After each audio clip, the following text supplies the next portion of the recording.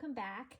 Today we're going to be working on Chapter 4 of A History of Murder.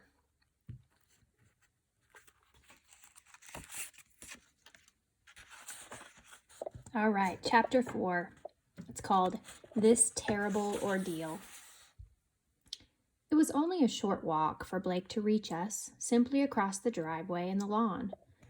But that was all the time it took for me to reminisce about the events between us 13 years ago.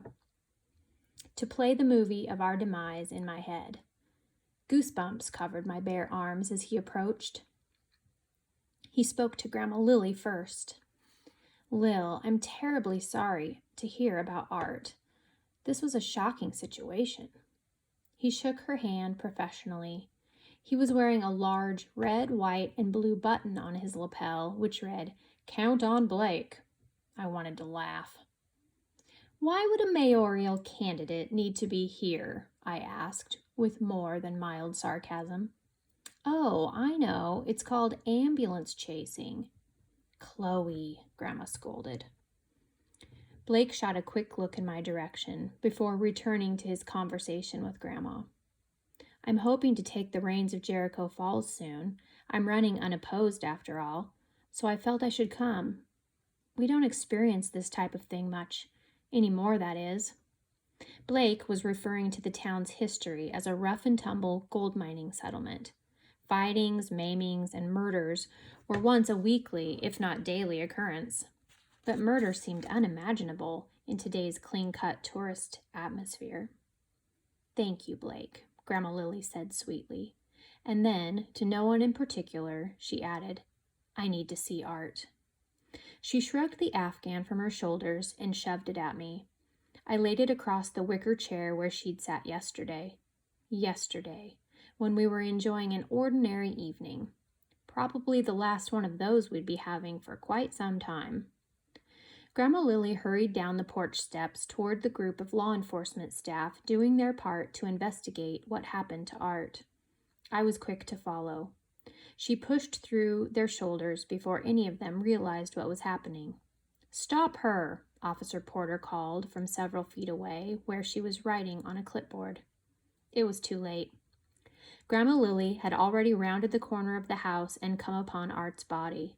She crumpled at Art's side as her legs sank out from under her. I knelt down beside her, placing an arm around her shoulders. She gasped when she saw him. "That's my ribbon," she cried. But I didn't." Her voice faded away, and her face turned faintly gray. "Oh dear, I didn't bury the pieces. I forgot to bury the pieces last night." Grandma Lily was bordering on hysterics, and these comments of hers were making me uneasy. I shushed her, hoping the officers weren't listening in. At the same time, I took the opportunity to look at Art again. I noticed that although the moist soil in the flower bed had several footprints in it, Art's shoes were clean. He certainly hadn't walked here by himself. And although I didn't notice it before, he had a smear of blood on his neck. It had soaked into his otherwise perfectly white shirt collar. Officer Porter was upon us. "Mrs. Martin, you must step back. We can't have any contamination of the crime scene."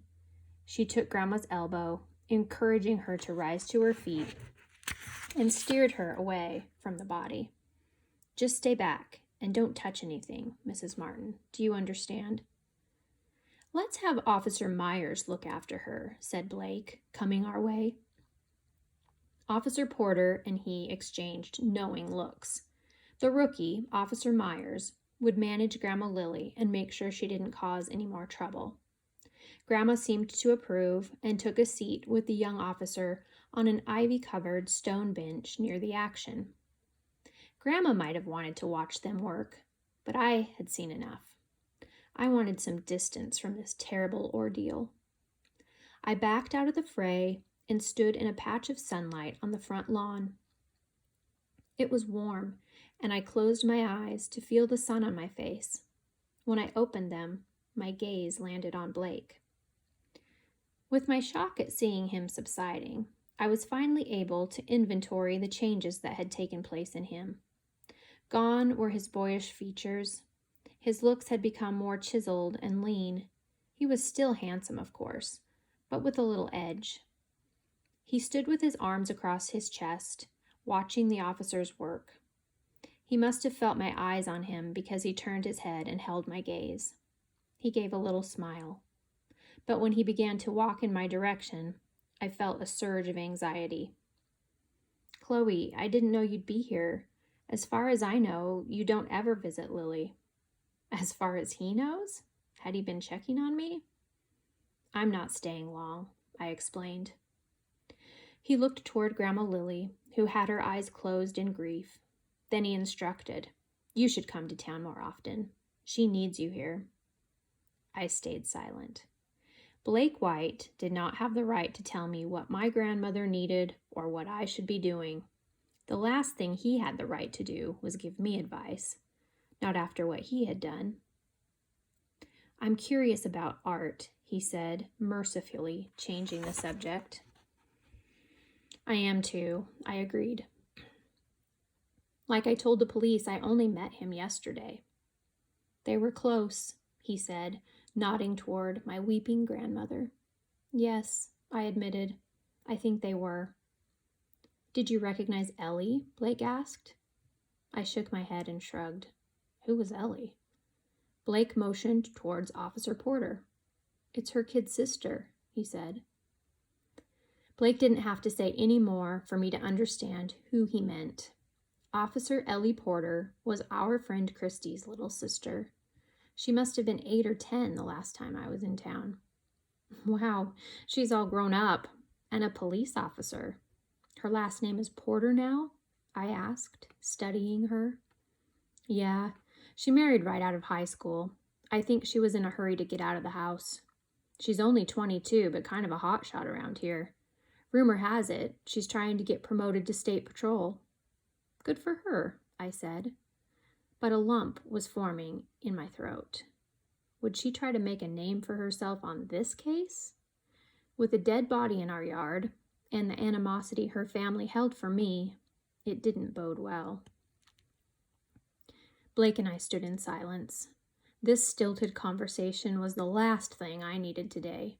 He was a stranger to me now, not the person I used to confide in, to love. "Why are you really here, Blake?" I asked pointedly. "And don't give me the representative of City Hall mumbo-jumbo." This is a serious situation, Chloe, and it's going to have an impact on our community. If elected mayor, it will be my job to help us recover.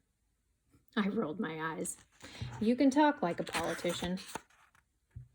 He smiled again, slightly, revealing the dimple in his left cheek. The truth is, I'm pretty worried about Lily. My mind went to the ribbon tied around Art's neck.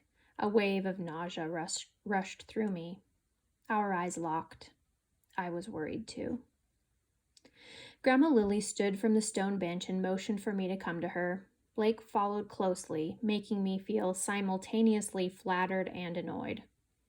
"Chloe, I'm ready to go inside," Grandma said. She was still visibly distressed and seemed to have shrunk a size in the past hour, but I could see strength and courage behind her eyes. "Blake, if you'll excuse us," Grandma Lily said. "I'm so glad you two had a reunion, despite this terrible circumstance." Blake smiled. "Thank you, Lily." I was glad our reunion made them happy. It didn't please me at all. I pulled Grandma Lily toward the house without saying goodbye to Blake. Something told me it wasn't going to be my last run-in with him before I left anyway. Before we made it inside, Officer Porter stopped us. "I'd like to interview you now, Mrs. Martin." I suggested we go inside and let Grandma Lily rest in a comfortable chair while we talked. "Inside is fine, Chloe, but I'll need to speak to your grandmother alone," Officer Porter instructed. I should be with her. "Not possible." Porter's eyes narrowed. I began to press further, but Grandma Lily spoke up. "Chloe, I'll be fine. You make some tea. I'll chat with Officer Porter." We separated. Grandma went with the scrappy little policewoman into the parlor. I went to the kitchen, to the exact spot I was standing in when I first spied Art's top hat. The nausea I felt earlier returned. What Grandma Lily called a chat, Officer Porter referred to as an interview. The image of the blue ribbon came to me again. As I gazed out the window, a van arrived. 2 men in black windbreakers put Art into a black bag and the black van. I began to cry. Not a few tears either, but big, heavy sobs. Why was this happening? I should have known better than to come back here. Holding the edge of the sink for support, I willed myself to gain control, but the tears wouldn't stop. A decade of pain and grief came spilling out. I bit the back of my hand to suppress the wail that wanted to escape. Finally, I gave in and cried, watching my tears drip into the porcelain sink. After a while, the well ran dry. I took a deep breath and reminded myself that Grandma Lily needed me to be strong. I was wiping my eyes and nose with a paper towel when I heard footsteps. I answered your questions. Now tell me something. Blake's voice sounded hoarse. Why are you here now, after all this time? I turned to face him stoically. His face softened when he realized I'd been crying. I didn't want his sympathy, though. I wanted to visit my grandma. Is that a crime? He frowned in a way that meant, I don't believe you. Did he think I had something to do with Art's death? I mean, my timing was terrible, I'd admit that, but I barely knew the guy. Here's one for you, I replied. How have you managed to work your way into city government after what happened that summer?